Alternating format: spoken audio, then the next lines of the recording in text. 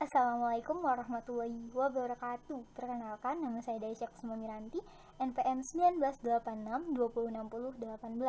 Saya adalah mahasiswa dari Universitas Muhammadiyah Kota Bumi dari program studi pendidikan guru sekolah dasar. Di sini saya akan membahas tentang sistem peredaran darah yang mungkin ketika saya belum menjelaskan tentang sistem peredaran darah, mungkin akan timbul beberapa pertanyaan seperti darah itu apa, atau mungkin juga sistem peredaran darah itu bagaimana. Jadi sebelum memasuki penjelasan tentang sistem peredaran darah, saya akan membahas tentang darah terlebih dahulu ya teman-teman. Oke, jadi darah itu adalah cairan yang berwarna merah yang ada dalam tubuh manusia atau hewan yang bertugas untuk mengangkut senyawa penting seperti nutrisi, oksigen, hormon, dan beberapa zat penting dari seluruh tubuh. Nah, darah ini memiliki 4 komponen penting. Yang pertama yaitu plasma darah, yang kedua eritrosit atau sel darah merah, yang ketiga leukosit atau sel darah putih, dan yang keempat adalah trombosit atau kepingan darah. Nah, kurang lebihnya ini adalah gambar dari komponen darah. Komponen darah yang pertama ada plasma darah, di mana plasma darah ini adalah cairan berwarna kuning yang kurang lebihnya mengisi sekitar 55% dari volume darah yang ada di dalam tubuh kita.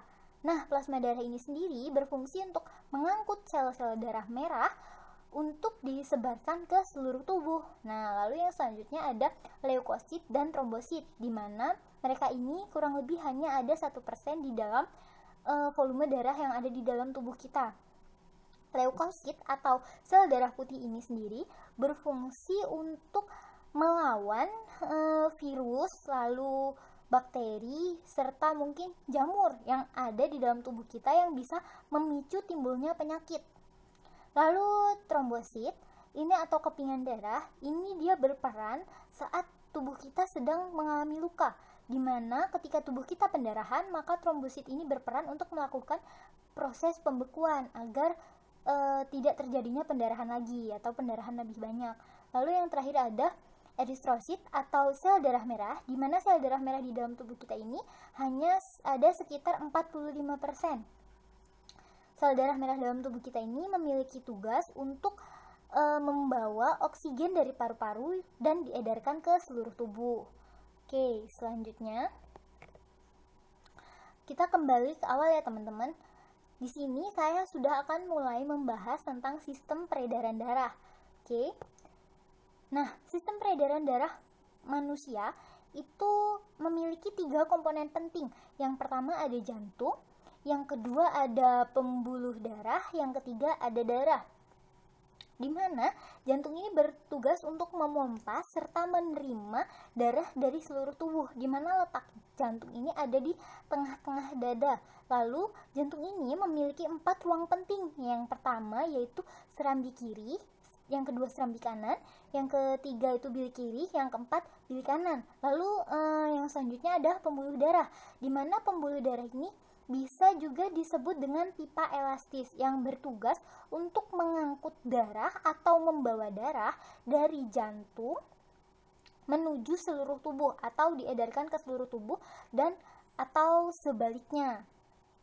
Lalu darah di sini teman-teman, darah ini ketika peredaran darah berlangsung ada sekitar 5 liter darah yang dibawa oleh pembuluh darah, di mana darah ini berfungsi untuk mengangkut atau membawa senyawa penting seperti nutrisi, oksigen, lalu hormon dan zat-zat lainnya. Oke, next ya teman-teman. Next, di sini ada mekanisme sistem peredaran darah pada manusia. Mekanisme sistem peredaran darah manusia itu ada 2 teman-teman.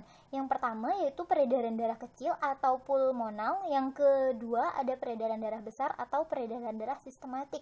Di mana peredaran darah kecil ini atau peredaran darah pulmonal dimulai ketika darah itu mengandung CO2 atau karbon dioksida yang dipompa melalui bilik kanan jantung menuju paru-paru dan akan kembali ke jantung.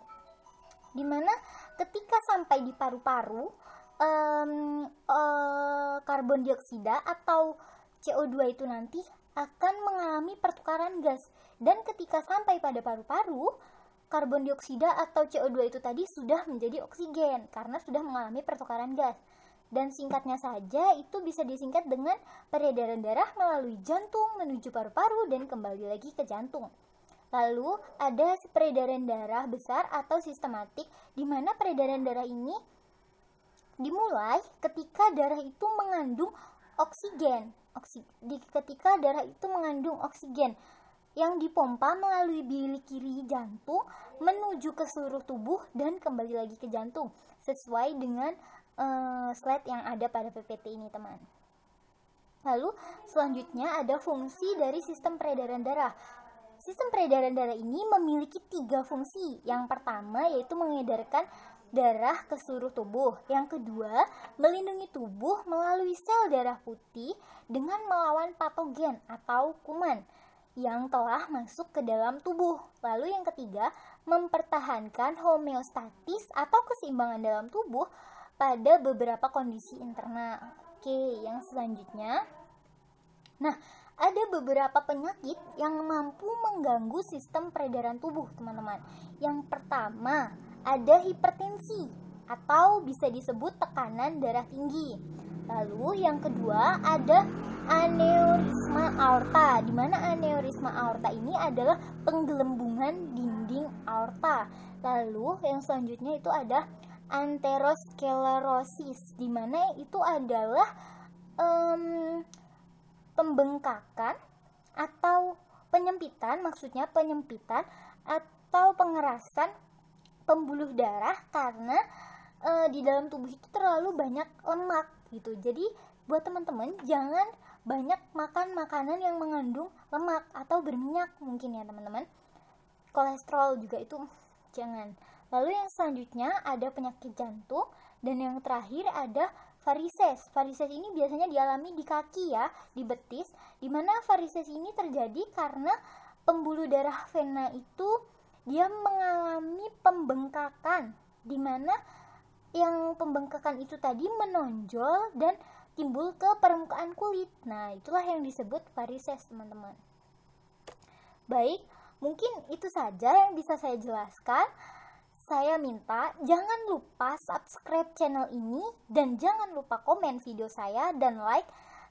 Saya ucapkan terima kasih. Saya akhiri. Assalamualaikum warahmatullahi wabarakatuh.